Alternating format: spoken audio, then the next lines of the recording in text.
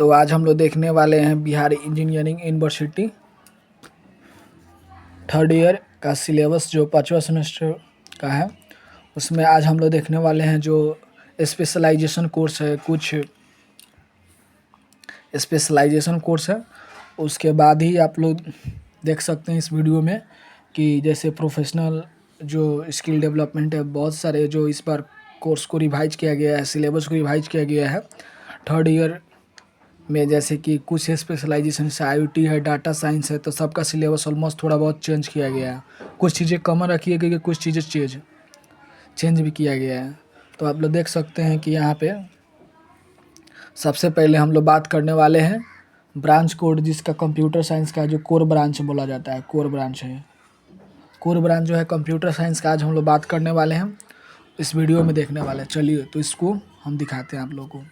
तो इसमें आप लोगों को प्रोफेशनल स्किल डेवलपमेंट पढ़ना होता है। उसके बाद artificial intelligence, DVMS, software engineering, flat, formal automata theory. उसके बाद सेमिनार में प्रेजेंटेशन होता है। उसके बाद फिर PPT आपको निकलवा के कॉलेज में सबमिट करना होता है। समर इंटर्नशिप में आप जो भी ड्यूरेशन के अंदर आप सीखते हैं, चाहे वो वर्चुअल मोड में हो चाहे ऑफलाइन मोड में हो। उसके बाद मॉक्स है, NPTEL है। NPTEL में 25 नंबर का आपका असाइनमेंट होता है, 25 नंबर का, और 75 नंबर का आपको एग्ज़ाम देना पड़ता है, जो कि TCS एंड सेंटर पे इसका एग्ज़ाम होता है। और टोटल जो आपका एग्ज़ाम होगा, और DBMS में प्रैक्टिकल होता है। टोटल जो आपका एग्ज़ाम होगा वो 800 का होगा।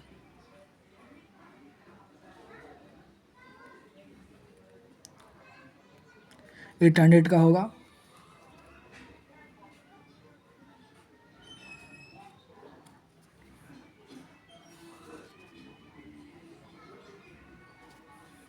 एट हंड्रेड का होगा। उसके बाद टोटल क्रेडिट 27 का होगा। तो इस तरह से CSE का सिलेबस है। उसके बाद हम लोग देखने वाले हैं, फिर उसके बाद एक ब्रांच है AIML, और जो CSE का ब्रांच कोड होता है 105, जबकि AIML का ब्रांच कोड है 157, जिसमें कि DBMS है, AI है, कंप्यूटर नेटवर्क है, मशीन लर्निंग है, प्रोग्राम इलेक्टिव 1 कोर्स है, सेमिनार है, प्रोफेशनल प्रैक्टिस, लॉ, एथिक्स है, इसको पढ़ना है। उसके अलावा NPTEL कोर्स भी है इसमें, DBMS का प्रैक्टिकल है, कंप्यूटर नेटवर्क लैब है। और उसके बाद 850 का टोटल एग्ज़ाम होगा, 27 क्रेडिट रहेगा। और मेनली चीज़ दिक्कत ही होता है कि P/Q हम कहाँ से सॉल्व करेंगे। तो P/Q सॉल्व करने के लिए जो CSE का जो सिलेबस है, फ़िलहाल अभी जो ऑन गोइंग है, चल रहा है, उसका 5वां सेमेस्टर में कुछ ही सिलेबस आपको मिल जाएगा, और कुछ आपको 6 सेमेस्टर में मिल जाएगा। जैसे जो प्रोग्राम जो इलेक्टिव पेपर है जिसका, उसको आपको 7th सेमेस्टर के भी अंदर में मिल जाएगा। और 7th सेमेस्टर जैसे कि हम पहले ही बता रहे हैं कि कुछ P/Q आपको 5th सेमेस्टर में मिल जाएगा, कुछ आपको 6th सेमेस्टर में मिल जाएगा, क्योंकि पेपर सब इधर से उधर किया गया है। जो पहले का जो सिलेबस था उसको ऑलमोस्ट पेपर को इधर किया गया है। सिलेबस में कोई परिवर्तन नहीं है, टॉपिक सेम ही है, चैप्टर सेम है, यूनिट सेम है, और सब चीज़ सेम रखा गया है। तो आपको P/Q सॉल्व करने के लिए सबसे पहले CSE का 5वां सेमेस्टर और 6 सेमेस्टर का देखना होगा। अब प्रोग्राम इलेक्टिव पेपर में हो सकता है कि 6 सेमेस्टर का भी प्रोग्राम इलेक्टिव पेपर हो, या 7 सेमेस्टर का। तो आपको 7 सेमेस्टर में ढूंढिएगा तो इसका P/Q इलेक्टिव पेपर का मिल जाएगा। उसके साथ ही हम लोग बात करने वाले हैं साइबर सिक्योरिटी के बारे में। साइबर सिक्योरिटी का पेपर जो ब्रांच कोड होता है 152 होता है, ब्रांच कोड है उसका। उसके साथ ही आर्टिफिशियल इंटेलिजेंस इसमें भी रहेगा, बस इसमें चेंज क्या हुआ, ऑटोमा थ्योरी आ गया आपको। DVMS उसमें भी था, DVMS इसमें भी है। कंप्यूटर नेटवर्क है, प्रोग्राम इलेक्टिव, सेमिनार है, समर इंटर्नशिप, AI इसमें लैब है, लेकिन उसमें AI लैब नहीं था, उसमें DBMS लैब था और CN लैब था, लेकिन यहाँ DBMS लैब है। उसके बाद प्रोफेशनल एथिक्स है, और फिर इसका देख सकते हैं कि 850 का आपको टोटल एग्ज़ाम होगा, और 27 क्रेडिट का होगा। लेकिन P/Q आप सॉल्व कर सकते हैं। जैसे P/Q आपको हम बताते हैं कौन कौन से ईयर का आपको मिल जाएगा। P/Q अगर आप सॉल्व करना चाहते हैं तो 24 का, 23 का, और 22 और 21 का भी आप बना लेते हैं। यहाँ तक ऑलमोस्ट आप लास्ट के 5 साल देख सकते हैं। तो आराम से हो जाए। उसके बाद सबसे पहले एग्ज़ाम में स्कोरिंग करने के लिए आपको पूरी सिलेबस कंप्लीट होना चाहिए। सिलेबस आपका कंप्लीट होना चाहिए जो भी है। जैसे आपने 3 यूनिट पढ़ा हो तो 3 यूनिट परफेक्ट आपको आना चाहिए, तभी जाके आप अच्छा स्कोरिंग कर सकते हो। अदरवाइज आपको सिलेबस अच्छी तरह से पढ़ना हो क्योंकि और डेप्थ नॉलेज होना चाहिए।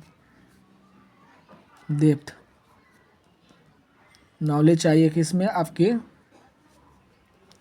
जिस भी पेपर को आप पढ़ रहे हैं, डीवी में पढ़ रहे हैं ट्रांजिशन शेड्यूल, तो उसके अंदर भी आपको डेप्थ नॉलेज आपको जानकारी होना चाहिए।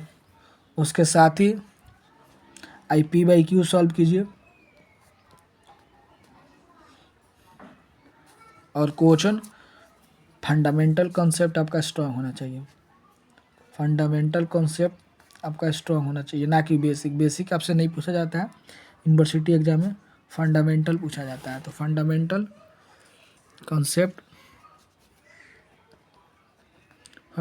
कॉन्सेप्ट आपको स्ट्रांग होना चाहिए। और जो भी टीचर असाइनमेंट देते हैं उसको अच्छा सॉल्व किया जाए। और आपने यूट्यूब से देख के या सब्सक्रिप्शन कहीं से भी लेके पढ़ रहे हैं, यूट्यूब से देख के लेक्चर पूरे कंप्लीट कीजिए, सिलेबस कंप्लीट कीजिए, क्योंकि जितना भी यहाँ पे पेपर जो नया सिलेबस में लाया गया है वो सब पेपर ऑलरेडी CSE में अवेलेबल है, तो वहाँ से भी आप जाके इसको पढ़ सकते हो। और उसके बाद नहीं होता है तो आप किसी भी सब्सक्रिप्शन से पढ़ सकते हैं।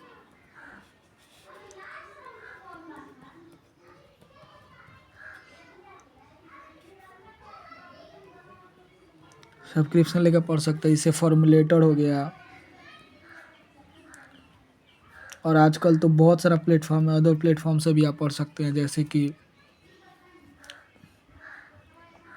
GFG Greek for Greek gate का कोर्स लेके, उसके अलावा ऑन अकेडमी भी है। तो बहुत सारे हैं, DC कह सकते हैं, ऑन अकेडमी है, बहुत सारे हैं। लेकिन जो CSE के विद्यार्थी हैं उनको किसी तरह का दिक्कत नहीं होगा मेरे अनुसार, क्योंकि उनका सिलेबस भी पहले से ही ऑलरेडी अवेलेबल है।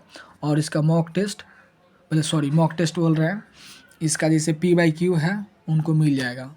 मैं उनको टेलीग्राम ग्रुप में प्रोवाइड करा दूंगा। और कुछ जो पेपर हैं जो CSE और स्पेशलाइजेशन कोर्स है वहाँ भी अवेलेबल है, जैसे कि AI ऑलमोस्ट सबको पढ़ना है। AI सबको पढ़ना है, AI सबको पढ़ना है, और DBMS सबको पढ़ना है। तो ऑलमोस्ट सेम है, चाहे वो इंटर्नशिप हो, चाहे वो सेमिनार हो, चाहे वो NPTEL हो, चाहे वो DBMS का प्रैक्टिकल, ऑलमोस्ट सबको पढ़ना है। तो चीज़ का मैंने देख सकते हैं यहाँ पे भी आर्टिफिशियल है, AI है, और बाकी तो सब चीज़ आपको लग रहा है। उसके अलावा cyber security formal automata theory, तो इसको भी हम प्रोवाइड करा दिए हैं टेलीग्राम ग्रुप में। आप टेलीग्राम ग्रुप मेरा ज्वाइन कीजिए, वहाँ पे पूरा P/Q आपको, चाहे वो CSE का 5वां सेमेस्टर हो या 6 सेमेस्टर हो या 7 सेम का इलेक्टिव पेपर हो, तो उसमें सब हमने P/Q अवेलेबल कराया है। और मैं अपने टेलीग्राम ग्रुप में आपको गूगल ड्राइव का लिंक शेयर कर दूंगा।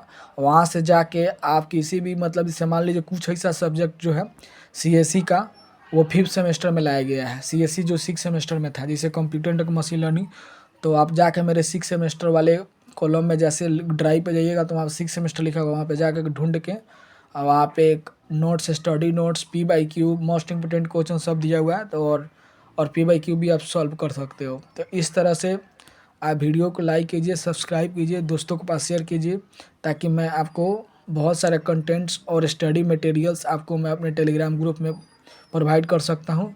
और ज्वाइन कीजिए, लाइक कीजिए, सब्सक्राइब कीजिए, दोस्तों के पास शेयर कीजिए, सपोर्ट कीजिए मुझे। मिलते हैं फिर से नेक्स्ट वीडियो में, तब तक के लिए गुड बाय। और मेरा टेलीग्राम ग्रुप जरूर ज्वाइन कीजिएगा और चैनल को सब्सक्राइब कीजिएगा, बेल आइकन को, तभी आपको नोटिफिकेशन जल्द मिलेगा। तब मिलते हैं, गुड बाय, फिर नेक्स्ट वीडियो में।